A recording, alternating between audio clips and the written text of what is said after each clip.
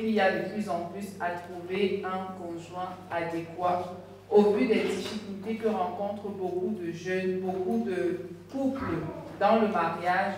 Nous avons choisi dans notre communauté de proposer à la communauté de Saint-Justin et à tous les jeunes et couples qui le veulent bien cette conférence. Donc merci d'être là. Nous croyons que vous êtes au bon moment, au bon endroit. Donc, nous croyons aussi que vous allez recevoir beaucoup de bénédictions et beaucoup d'astuces et de clés venant du Seigneur. Pour ne pas perdre le temps, nous allons commencer avec le curé qui va nous faire un enseignement sur la vision du mariage selon l'Église. Qu'est-ce que Dieu dit sur le mariage? Qu'est-ce que Dieu dit sur le choix du conjoint? Je lui passe la parole et je le remercie encore de sacrifier son temps pour cette conférence. Merci. Alors, merci à Mme Kemuta Flora. Je vais passer la parole. Et merci à la communauté des disciples du Christ vivant de m'avoir associé à cette table ronde pour parler du mariage. Alors je vais parler étant debout, je vais parler étant debout. Nous sommes habitués à parler debout. Alors on nous dit, après avoir créé Adam et l'avoir installé dans le jardin d'Éden, c'est-à-dire au paradis, Dieu lui m'avait constaté qu'il n'est pas bon que l'homme soit seul. C'est ce que nous lisons dans la Bible. Il n'est pas bon que l'homme soit seul. Non seulement Dieu avait dit cela, mais on nous dit, même Adam se sentait oisif, se sentait dérangé parce qu'il ne trouvait pas vraiment une compagne. Il y avait là les animaux, les oiseaux et autres. Vous savez que les animaux, les oiseaux ont été créés avant la femme, non? Est-ce que vous savez ça? Oui, oui. Voilà. Les oiseaux, les animaux ont été créés avant la femme. Oui. Alors l'homme étant avec ces animaux et ces oiseaux n'était pas épanoui. Jusqu'au jour où Dieu a fait tomber sur l'homme un sommeil mystérieux. Et avec de sa côte, il a façonné la femme. Et quand Adam s'est réveillé, quelle a été sa réaction? Quelle a été la réaction d'Adam? Waouh! L'os de mes os, la chair de ma chair. C'est ce qu'on appelle le coup de foudre, n'est-ce pas? Voilà, ça va commencer aujourd'hui, hein? C'est Adam qui a commencé avec le coup de foudre. Quand il voit Ève pour la première fois, il dit waouh! L'os de mes os, la chair de ma chair. Pour dire, c'est même ça que j'attendais depuis. Voilà, frères et sœurs bien-aimés, comment l'homme et la femme entrent dans l'histoire. Alors donc, Dieu lui donna une compagne, une aide semblable à lui, pour qu'il s'aime et soit fécond pour peupler la terre, la dominer et la transformer selon le dessein d'amour de Dieu. Voilà. C'est Dieu qui crée l'homme et la femme pour qu'ils vivent selon son plan sur eux, pour qu'ils vivent dans son amour. Voilà ce que nous retenons dans la Bible. Et donc l'union de l'homme et de la femme consacrée par une alliance avec Dieu est le fondement de la famille. Voilà. C'est l'union de l'homme et la femme qui fonde la famille. Ici devant vous avez 4 familles. Hein? La famille Kemta, la famille Ngo, la famille Agogé et la famille Demboa. Voilà. Voilà 4 familles. L'union de l'homme et la femme. On ne dit pas l'union de l'homme et l'homme, l'union de la femme et la femme. Dieu dit l'union de l'homme et la femme. C'est ça qui fonde la famille. Donc voilà ce que nous voyons déjà dans l'Ancien Testament et qui nous renseigne sur le mariage. Donc l'union de l'homme et la femme consacrée par une alliance avec Dieu est le fondement de la famille humaine. Accueillante à la vie. Voilà, accueillante à la vie. Pour dire, si Dieu vous donne les enfants, vous devez accepter. Vous ne devez pas refuser les enfants. Parce qu'il y a des couples qui refusent les enfants. Vous savez ça, non? Vous savez ça, non? Voilà. Il y a des couples qui refusent les enfants, qui ne s'ouvrent pas à la vie. Et là, on n'entre pas dans le plan de Dieu. Accueillante à la vie, éducatrice des enfants. Il ne suffit pas seulement d'accoucher. Hein. Il faut aussi les éduquer. Parce qu'aujourd'hui, on voit des parents irresponsables qui n'éduquent pas leurs enfants. Non. Dieu a voulu que vous participez à cette mission d'éducatrice des enfants pour leur bonheur et leur sainteté. Et donc le mariage est la voie habituelle pour les jeunes filles, les jeunes garçons comme vous, qui s'aiment et veulent s'engager dans la vie communautaire, dans la vie familiale. Donc c'est le mariage. C'est ça que l'Église met un accent sur cette réalité du mariage. Alors, le mariage, selon le dessein de Dieu, c'est aussi nous faire comprendre que le mariage est un sacrement. Oui, le mariage est un sacrement. Chez nous, ici à l'Église catholique, le mariage fait partie des 7 sacrements. Chez les protestants, ce n'est pas un sacrement. Vous savez ça, non? Voilà. Chez les protestants, il n'y a qu'un seul sacrement, le baptême. Voilà. Ou bien à la rigueur, la confirmation. Mais la confirmation chez eux, ce n'est pas comme chez nous. La confirmation, c'est quand tu as été baptisé bébé. Quand tu grandis maintenant, tu fais ta profession de foi, on dit que tu as été confirmé. Pourtant, chez nous les catholiques, même si tu as été baptisé bébé, on va encore te confirmer. Donc chez les protestants, en réalité, il n'y a qu'un seul sacrement. Mais chez nous les catholiques, nous avons 7 sacrements. Et parmi ces 7 sacrements, nous avons le mariage, qui est l'union de l'homme et la femme, pour toute la vie. Et qu'est-ce qu'un sacrement? Je pense que les catéchumènes là, on a dit le sacrement, c'est un signe efficace, institué par Dieu pour nous communiquer sa grâce. Ça dit que quand le couple célèbre le mariage à l'église, ils sont en train de demander la grâce de Dieu. Ils sont en train d'implorer la grâce de Dieu. Donc c'est pour ça qu'on nous invite à comprendre que le mariage est un sacrement. Et aussi à comprendre que le mariage est une vocation. Le mariage est une vocation, comme être prêtre. Voilà, le mariage est une vocation.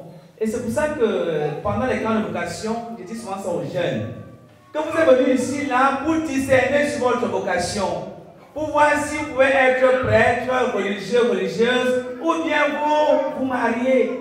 Parce que souvent on pense qu'aller au camp de vocation, c'est seulement pour devenir prêtre. Non. Dans l'église, il n'y a pas que la vocation au sacerdoce, il y a aussi la vocation au mariage. Alors, jeudi passé, j'étais quelque part pour une messe d'anniversaire du mariage, 10 ans de mariage. Et vous savez ce qui s'est passé dans la vie du marié? On dit, le marié, à moins d'une semaine, n'était pas sûr de son mariage. Il voulait aller au séminaire. À moins d'une semaine, il va voir le curé qui dit que vraiment mon père, j'hésite encore, je sens encore moi l'appel et autres là. Est-ce qu'il faut vraiment que je m'engage dans le mariage? Et le curé lui a dit, vraiment, je pense que si tu as réfléchi jusqu'à ce niveau pour le mariage, je pense que Dieu t'appelle dans le mariage. Le sacerdoce, sa vie sacerdotale n'est pas la seule vocation. Si depuis tu as déjà eu à cheminer avec ta fiancée jusqu'à ce moment, je ne pense pas que tu es sur la mauvaise voie. On dit que pense aussi au mariage. Oui, le mariage c'est aussi une vocation et par là on peut appeler à devenir saint. On peut être saint à travers le mariage. Donc c'est pour ça qu'on nous invite à comprendre aussi que c'est un appel. La vocation veut dire un appel, c'est-à-dire que c'est Dieu qui appelle. Dieu m'a appelé à devenir prêtre, n'est-ce pas? Voilà, eux qui sont là, Dieu les a appelés à devenir des couples. Donc ils ont répondu favorablement au Seigneur, comme moi aussi j'ai répondu positivement. Voilà donc ce qu'on nous invite à comprendre. Et autre chose, c'est une alliance, le mariage. Et Saint Paul dit, le mariage c'est comme l'alliance du Christ avec l'Église. Vous savez que l'Église c'est l'épouse du Christ, non? Voilà. Vous savez que l'Église c'est l'épouse du Christ, non? Et c'est pour ça que Saint Paul dit, les hommes doivent aimer la femme comme le Christ a aimé l'Église. Oui. Et l'autre jour, je disais ça pendant la formation au mariage, moi là, en disant, comme par exemple le Christ avait dit, aucune puissance ne pourra détruire l'Église qui est son épouse. C'est comme ça aussi que les hommes doivent parler à leur épouse. Que chérie, tant que je suis en vie, tu seras toujours à l'aise. Tant que je suis en vie, tu seras toujours épanoui. Oui, ce qu'on fait, chaque homme doit dire à son épouse, comme Jésus. Et vous voyez, depuis les années, l'église de Jésus tient debout, non? Malgré les vents contraires à gauche et à droite, l'église est toujours debout. Donc c'est comme ça que les hommes doivent aussi faire avec leur épouse, comme le Christ l'a fait pour son église. Alors le deuxième point que je vais parler, c'est le rôle de Dieu dans le choix du conjoint. C'est très important. Alors dans la Bible, on nous dit, si le Seigneur, le psalmiste nous dit, si le Seigneur ne bâtit la maison, c'est en vain que peinent les bâtisseurs. Si le Seigneur ne garde la ville, c'est en vain que peinent les veilleurs. Pour dire qu'il faudrait que dans tout, le Seigneur soit présent. Et Jésus l'a dit, sans moi, vous ne pouvez rien faire. C'est Jésus qui le dit dans la Bible. Et tout à l'heure, pendant l'homélie, il disait que, vous avez vu, les apôtres ont passé toute la nuit à pêcher, ils n'ont rien pris. Mais dès que Jésus est là, ils ont attrapé tellement de poissons. Ça, c'est pour nous montrer la place de Dieu dans notre vie. C'est pour nous montrer le rôle de Dieu dans notre vie. Alors, dans le plan de Dieu, le mariage est si important que nul ne peut être laissé au hasard des rencontres sentimentales ou aux pulsions passionnelles de la libido, du désir sexuel. Non, parce que le mariage est une réalité sacrée. Il faut donc prier. Oui, c'est très important. Il faut donc prier Dieu pour que l'Esprit Saint nous guide dans le choix du conjoint, pour recevoir son épouse comme un cadeau du roi. C'est-à-dire comme un don précieux. Tu dois donc prier et t'ouvrir à la grâce de Dieu. Prier le Seigneur pour qu'il envoie son archange Raphaël te guider, pour que la Vierge Marie et Saint Joseph t'aident à fonder un foyer chrétien. Pour cela, nous présenterons à Dieu notre requête selon ses promesses. Selon ses promesses dans la Bible. Nous lisons la Bible, nous voyons ce qu'il nous dit dans la Bible. Et aussi selon les écrits de notre cœur. Car Dieu propose, mais n'impose pas. Dieu nous propose, il n'impose pas. C'est à toi de choisir ou de refuser. Il propose et nous disposons librement. Mais il est heureux de nous exaucer quand nous demandons de bonnes choses conformément à sa volonté, dans la confiance, sans peur et sans crainte. Voilà pourquoi nous devons prier. Il y a des gens qui ne savent pas qu'il y a des prières pour chercher un conjoint, pour chercher une conjointe. Il y a des gens qui ne savent pas que quand tu es déjà fiancé, quand tu es déjà un homme dans ta vie, ou une femme dans ta vie, il y a des prières pour ça. Et c'est pour ça que je suis venu avec ce document qui peut être intéressant pour vous qui êtes là. Le titre dit tout. Prière pour un mariage réussi. Prière pour un mariage réussi. Je vais lire quelques titres des prières qui sont à l'intérieur. Vous allez voir que vraiment, si vous faites cette prière-là, ça va beaucoup vous aider. Trois prières au choix pour demander un conjoint ou une conjointe. C'est-à-dire que tu es en train de chercher un conjoint, une conjointe. Il ne faut pas que tu te lances comme ça, comme si tu n'as pas la foi. Non. Tu pries d'abord et tu t'ouvres à la grâce de Dieu. Deuxième prière, on dit prière pour ceux et celles qui ont déjà une personne dans leur vie. C'est-à-dire que tu as déjà ton gars, tu as déjà ton chiot, comme disent les gens, n'est-ce pas? Voilà, tu as déjà ta chérie. Maintenant, il faut prier. Tu pries d'abord pour demander un conjoint, pour demander un homme ou une femme dans ta vie. Dès que tu l'as, il y a aussi une autre prière. On dit aussi prière pour chasser les esprits incubes et succubes perturbateurs du mariage. Là, je m'arrête. Pour dire, de plus en plus, je reçois des gens dans mon bureau. Mon père, je ne sais pas. Chaque fois que je me mets en couple, après 2 mois, 3 mois comme ça, la relation finit. Tu ne comprends rien. Voilà un peu les situations qui arrivent, non? Et cette prière, c'est justement pour ce pareil cas. Quand on dit prière pour chasser les esprits incubes et succubes perturbateurs du mariage. Parce que vous savez que le diable est là, non? Et le diable veut dire quoi? Division. C'est-à-dire que quand le diable voit 2 personnes qui veulent s'unir, tout ce qu'il veut, c'est de les diviser. Et ça qu'on propose aussi cette prière pour que s'il y a des gens qui sont dans cette situation, que la prière, la force de Dieu les aide. Et autre chose, on dit prière pour avoir des enfants. Les gens qui ne savent pas qu'il y a aussi une prière pour dire, pour ceux-là qui sont à la recherche de l'enfant. Donc voilà quelques prières qui sont dans ce document et qui peuvent vous aider dans le choix de votre conjoint. Alors maintenant, je voudrais parler du discernement spirituel. Pour dire, les prêtres sont là à votre service. Les prêtres vous reçoivent chaque jour pour vous aider dans vos différents problèmes. Et vous ne devez pas avoir peur ou honte de les aborder. Vous devez être courageux de rencontrer votre prêtre et de poser votre problème. Quand vous avez des problèmes spirituels, bien sûr, parce que le prêtre n'aborde pas tous les problèmes. Le prêtre est là surtout pour les problèmes spirituels. Donc nous sommes là pour vous donner des prières, comme ce que je viens de dire là, des prières qui vont vous aider dans votre discernement, pour vous accompagner, pour vous écouter et vous donner des conseils. Je peux vous envoyer peut-être faire des recollections, des retraites, des conférences, et cela va vous aider dans vos différents problèmes. Donc voilà le rôle des prêtres dans le discernement spirituel pour ceux-là qui sont à la recherche d'un conjoint ou d'une conjointe. Et bien sûr, je pourrais finir en vous parlant de l'amour vrai, c'est-à-dire de l'amour que l'Église attend de vous pour ceux-là qui veulent se marier à l'Église. D'abord, les propriétés du mariage. L'Église catholique a deux propriétés du mariage. La première propriété, c'est l'unité. Et la deuxième, c'est l'indissolubilité. Vous dites, première chose, un homme et une femme. Pas le mariage à l'église. C'est pour ça qu'on ne sert pas la polygamie à l'église. Parce que la polygamie n'entre pas dans le plan de Dieu. Au début du monde, Dieu avait créé un seul homme et une seule femme. Et j'ai l'habitude de dire aux gens, vous pensez que Dieu était fou pour créer un seul homme et une seule femme? Vous pensez que Dieu n'était pas capable de créer 3 femmes, même 10 femmes, et donner à Adam? Est-ce que quelque chose est impossible à Dieu?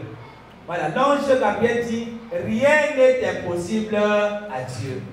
Alors Dieu pouvait donner autant de femmes à Adam, mais il a décidé de lui donner une seule femme. Et il a dit, l'homme quittera son père et sa mère et s'attachera à sa femme. Donc voilà la première propriété du mariage. L'unité. Et la deuxième chose, c'est quoi? L'indissolubilité. C'est-à-dire, dès que vous venez à l'église, vous dites,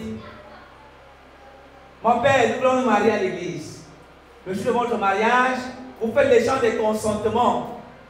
C'est-à-dire, le jour-là, tu dis ça, tiens, félicitations. Félicitations. Veux-tu être ma femme? Elle a dit, oui, je le veux. Et toi, Fidélis, veux-tu être mon mari? Oui, je le veux. Chérie, je te reçois comme époux. Chérie, je te reçois aussi comme épouse. Je me donne à toi pour t'aimer fidèlement tout au long de notre vie.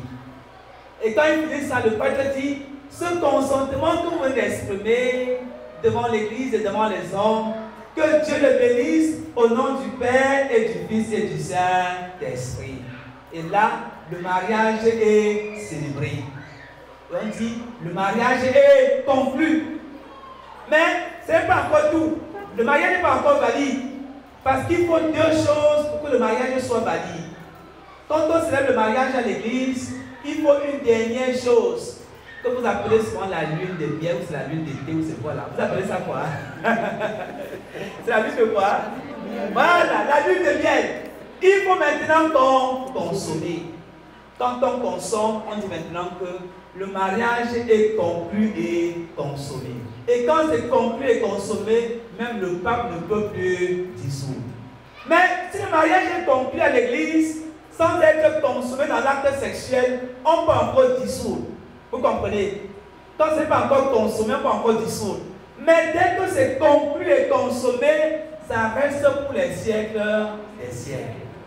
Et donc, pour ça qu'on dit, deuxième chose pour le mariage, l'indissolubilité. Donc voilà les 2 propriétés du mariage. Et l'Église nous enseigne qu'on se marie pour 2 choses aussi. Et c'est classé par ordre d'importance. Avant, c'était l'inverse. Avant Vatican I, c'était l'inverse. Mais depuis Vatican II, c'est maintenant ce que je vous dis. On se marie pour 2 choses. La première chose, c'est l'épanouissement du couple. C'est-à-dire, Modeste donne à son youyou ce qu'elle n'a pas, et son you lui donne ce qu'il n'a pas. Et c'est ça qu'on appelle l'épanouissement. Voilà la première finalité du mariage. Et la deuxième finalité, c'est quoi?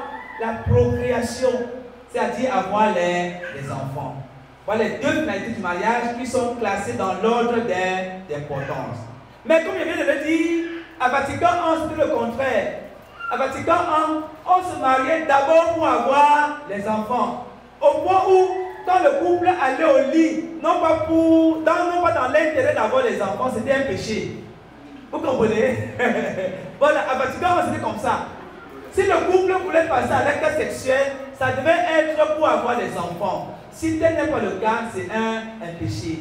Mais après, l'Église a compris que non, on ne se marie pas d'abord pour avoir des enfants. L'enfant, c'est un don de Dieu. On se marie d'abord pour être épanoui. Et voilà pourquoi on a dit que non. Première finalité du mariage, l'épanouissement. Et deuxième chose, la procréation. Donc voilà, mes frères et sœurs bien-aimés, ce que l'Église nous parle du mariage. Et maintenant, quelques traits de l'amour vrai. Parce que l'Église met l'accent sur l'amour vrai. Pas sur l'amour poisson braisé au rond-point avec une bière et on se sépare à 5 heures. Non. L'Église met l'accent sur l'amour vrai. Et qu'est-ce qu'on entend par l'amour vrai? L'amour vrai, c'est ce qui met l'accent sur la globalité de la personne. C'est-à-dire, j'aime mon conjoint dans toute sa personne, sa culture, son village, ce qu'il mange, ce qu'il aime. Moi aussi, je fais l'effort d'aimer. C'est ça l'amour vrai, la globalité de la personne. Deuxième chose, l'amour vrai recherche le bien de l'autre. Quand on se marie, ce n'est pas d'abord pour rechercher son bien. Les couples qui sont là, chacun doit rechercher le bien de l'autre. Et en recherchant le bien de l'autre, on est épanoui. Et ça évite ce qu'on appelle l'égoïsme. C'est-à-dire tout pour moi et rien pour les autres. L'amour vrai voudrait qu'on recherche le bien de l'autre. Et l'amour vrai est gratuit. Et quand il dit gratuit, ça dit quoi? Ça dit sans intérêt. On ne fait pas les choses parce qu'on cherche un intérêt. Parce qu'on dit que l'homme va appliquer ma calcul, ma plan. Non. Si tu cherches ton intérêt, tu es en train de passer à côté de l'amour vrai. L'Église dit l'amour vrai doit être gratuit. Et faire le sacrifice. Oui. Quand on aime, on doit être prêt à faire le sacrifice.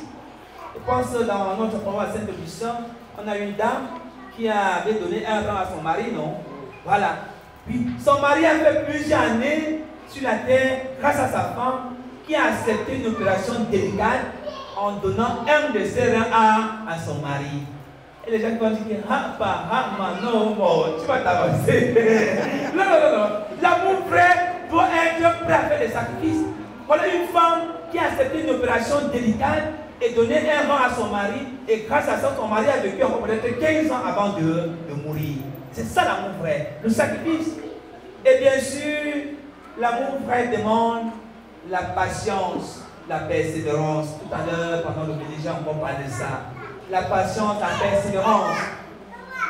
Quand vous vous mariez, vous venez des familles différentes. Ne pensez pas qu'en un mois, en une année, vous allez changer votre conjoint. Non. Il faut la patience, la persévérance pour supporter les défauts de l'autre. Alors c'est ce qu'on attend dans l'amour. La patience, la persévérance. Et bien sûr, autre chose, pardonner. L'amour vrai doit pardonner. Si tu n'es pas prêt à pardonner à ton conjoint, ça veut dire que tu n'as pas encore compris le vrai sens de l'amour. Parce que Jésus nous pardonne chaque jour. Et si Jésus nous pardonne chaque jour, qui es-tu pour refuser de pardonner? Donc l'amour vrai implique le pardon, mes frères et sœurs bien-aimés. L'amour vrai doit être donc pleinement humain, total. C'est-à-dire, tu ne dois pas aimer avec une partie de ton cœur. Non. Quand on dit total, exclusif, ça dit que tu dois aimer avec tout ton cœur. Tu dois aimer avec tout ton cœur. Et c'est pour ça que l'Église refuse les secondes, troisième femmes. Vous avez fait l'histoire de Cancan qui vient voir Hélène. Tu sais que c'est la femme de ma vie, non? À quoi il va voir l'autre? Tu sais que Hélène c'est une vieille femme, non? Tu es ma femme de sortie, non? Voilà comment son cœur est partagé. Et là, l'amour n'est pas total. Il faudrait que l'amour soit total, exclusif. Pas de tierce personne, 2 personnes seulement. Pas de 3e place dans le mariage. Alors donc voilà, chers jeunes, ce que j'ai prévu pour vous parler ce matin, je ne veux pas prendre tout le temps. Avec les questions, peut-être tout à l'heure, j'aurai l'occasion de revenir sur certains points. Merci pour votre bien aimable attention. Alors, je suis très content de cette table ronde concernant le mariage. Alors, la formation au mariage se situe à 3 niveaux. Nous avons la préparation lointaine, la préparation prochaine et la préparation immédiate. La table ronde de ce jour entre dans ce qu'on appelle la préparation lointaine au mariage. C'est-à-dire, cette conférence permet déjà aux jeunes, aux étudiants de se préparer à cette réalité du mariage. Donc, je suis content de la manière avec laquelle on a abordé ce thème. 3 couples qui étaient invités, un couple de plus de 20 ans de mariage, un couple de 10 ans de mariage et un couple de 1 à 5 ans de mariage. Je pense que ces 3 couples ont partagé leur expérience et leurs expériences ont édifié vraiment les jeunes qui étaient en salle et qui étaient présents à cette conférence. Et bien sûr, ma présence comme prêtre leur a aussi permis de comprendre l'enseignement de l'Église sur le mariage, le plan de Dieu sur le mariage, ce que l'Église attend d'eux pour le mariage, les caractéristiques d'un amour vrai, ce que l'Église attend des fiancés pendant leur temps de fiançailles et autres. Et je pense que c'est pas seulement la conférence l'entretien que nous avons donné qui était important, mais les questions que ces jeunes ont posées nous ont permis aussi de les édifier et de mettre encore les points sur les i. Et c'est vrai que le temps a fait défaut, on était obligé d'arrêter avec les questions. Mais je pense que les prochaines fois, on pourra encore aborder sur l'angle de la grâce, comment entretenir la grâce du mariage. C'est très important aussi, ce que j'ai appelé le service après-vente. Je pense que ces gens-là, s'ils mettent aussi l'accent quand ils seront mariés sur l'entretien de la grâce, ils pourront vivre longtemps heureux, ils pourront vivre longtemps dans le bonheur, comme leur prière, comme ils le demandent au Seigneur dans leur prière.